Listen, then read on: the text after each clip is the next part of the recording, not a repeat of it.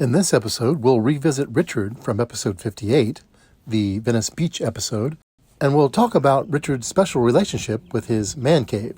All right, let's go.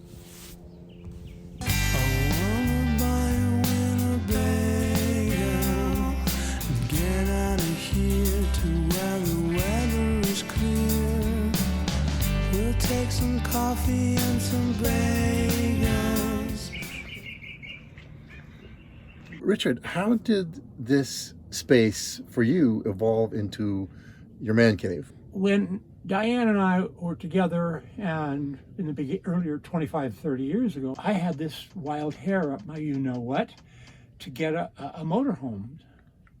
So we went looking, and we found this, and we bought it, and it became a place for me to go. I'm a writer, a meditator, so it gave me a place to go be. It's totally my space. She's got a whole different mindset about environments. I have a very different mindset. So this, I call it my man cave, because the fact is that if I've been married 3 times. Whatever got us together in the beginning wasn't what kept us together or broke us up. So this environment, which there's a bunk up there, there's a bedroom back here, there's a kitchen, there's air conditioning, there's heating, there's solar panels all over the roof, and generator on top of that, and total hookups for everything. So if I want to go somewhere, I'm completely self-contained. I got 2 refrigerators. So, but right now you're tethered to the house. Right now, I'm tethered to the house with water and electric and sewer. We're hooked. We've got a sewer here that we're hooked into the sewer. Mm-hmm. So this is an apartment, just like an apartment. So this is my apartment, And I can tell you, I would not be together all this time with anyone. It's not even. I thought it's just about Diane at times, like, oh, I have issues with Diane. No, I have issues with intimate relationships that change and evolve and dissolve. So this, quote, man cave is a place for me to connect with myself as an individual, as a single person. Single meaning I am single. I'm an individual, and she's an individual. So it actually has helped me to learn what love really is. It's not what brings us together. It's what keeps us together if we grow enough. And this man cave is instrumental in me being able to, when Diane is behaving towards me in a way I can just say, I don't like how you're, whatever, and I'm going home right now and come out here to my man cave, or take off in it. Literally I have sometimes, and disconnect it, hook it up, and go up to Camp de Benneville up in the mountains, or go somewhere on my own.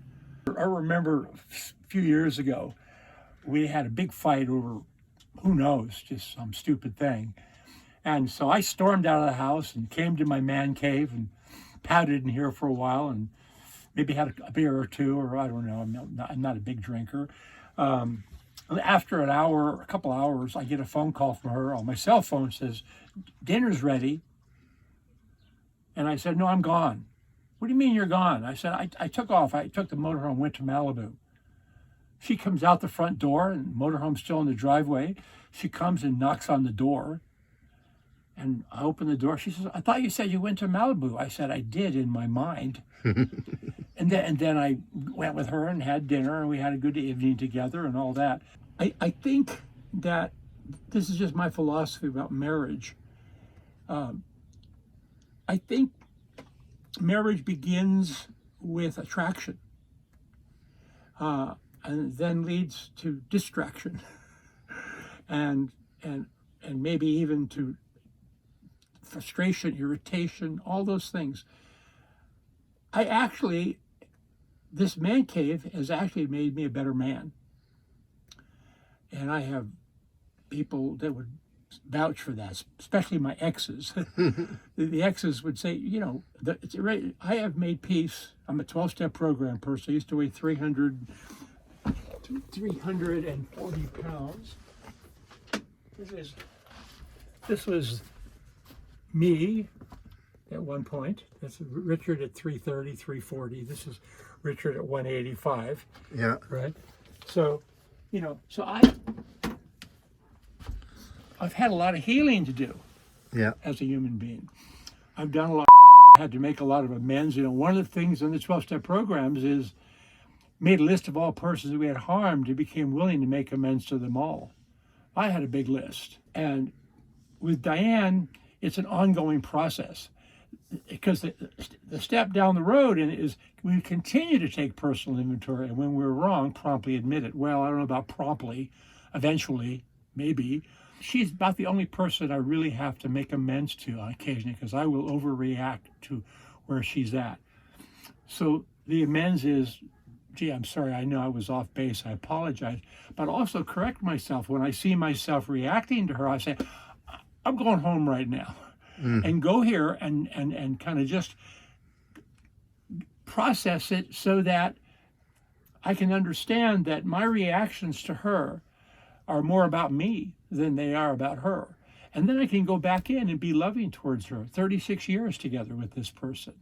If I need somebody else to change in order for me to be okay, I'm screwed. Because people aren't going to change. She's not going to change to suit me. The only living being that suits me 100% is Zoe. Come here, Zoe. Zoe, come here. Come up here. Come here. Come on. Come up here. Sit down there, Zoe. This is the love of my life right here. Zoe, here's my girl. This is my girl. Well, thanks for visiting with us today. And I've got something that I can shoot for in terms of man cave. Mine is rather small right now, but maybe I can size up eventually to get the full man cave. There are definitely interesting life that you're living on the road going. I mean, I've seen many of these episodes, and I would love to get to some of the places, and I really enjoy looking at some of the places that I've never been to, like the Alamo, or other places that you've been to. So they make me want to travel more too. So thank you for sharing a lot of the country with me. Well, my pleasure. All right, folks, that's it for this week. Thanks for joining us, and I'll see you next week. Bang! Dead dog. Good dead dog. Okay, get back up on the couch. Dead. By the way, very quickly, if you like the show, consider Buy Me a Coffee to help support the show. Buy Me a Coffee is a great way for creators and artists to accept one-time support or membership ongoing from their fans for the price of a coffee. Go to buymeacoffee.com/BrainFire to help the show. Thank you.